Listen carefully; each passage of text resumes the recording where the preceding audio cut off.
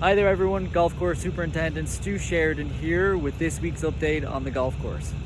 So this week, as no doubt anybody who's played over the last couple of days has seen, we have brought out our two grow lights here for number 7 green. So a real quick background, but number 7 green is traditionally closed this time of year. The green receives no sunlight from the start of November through to the end of February. So 4 months over the winter, the green receives no sunlight and effectively goes dormant.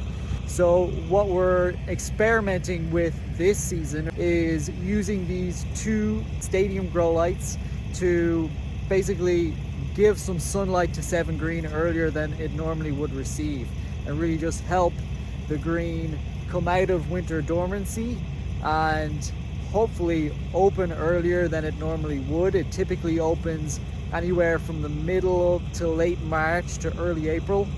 7 green, when it does reopen, traditionally we're not mowing it at the same height of cut as the rest of the greens.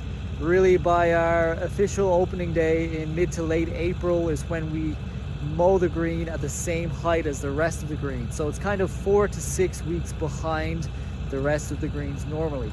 With what we're trying here with the grow lights is to speed that process up and have the green in the same condition as the rest of the greens earlier. Where tree removals in the past have increased sunlight on numerous greens, such as 14, 15, 17, and has allowed those greens to remain open over the winter months, number 7 green here is not an option, as all of these trees to the right of the green are not on the golf club's property. So there is a forest of trees essentially extending here from the club's property down south for quite a distance. Right now, as we come towards the end of February, the sun is starting to come up over the tree line here, but still not getting on the greens. So we are working with the company that supplies these grow lights in North America and Europe, and this is just a trial period. So we have the option to purchase these lights if we are satisfied with the results that we see. And just thinking about all the winter play that the golf course has received over the past few months, we've obviously had to close some greens that have been looking stressed in order to protect them for the season.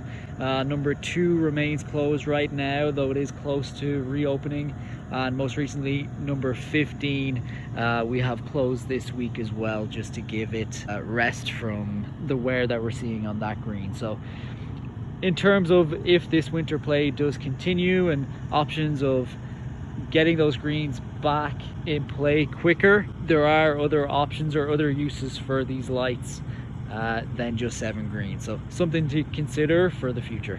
A part of our trial with these lights right now is just learning the process of setting the lights up each day and then the power to operate the lights. So right now, obviously, we've rented a generator for this trial.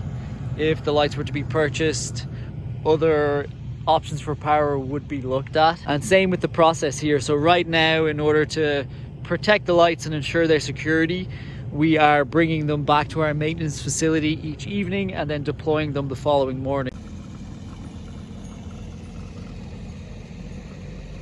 So there is a labor component there that needs to be considered, and again, if these lights were purchased for the long term, we would have to look at other options on how to make that process smoother and make sense for how often we want to use the lights. These lights are also used at other high-end private clubs back in the UK. So originally the inspiration for using these lights did come from a private golf club just outside London.